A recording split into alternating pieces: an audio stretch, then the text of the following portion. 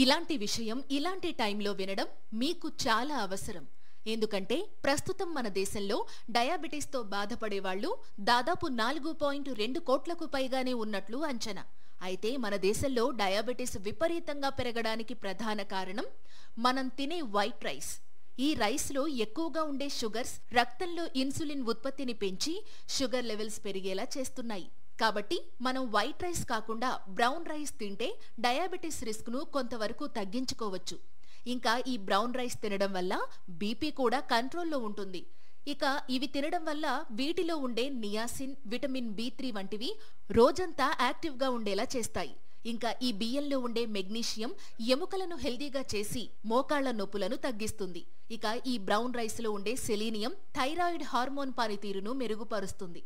అలాగే ఈ రైస్లో ఉండే యాంటీ ఆక్సిడెంట్లు, ఇతర పోషకాలు కోలన్, బ్రెస్ట్ క్యాన్సర్ రిస్క్ను తగ్గిస్తాయి.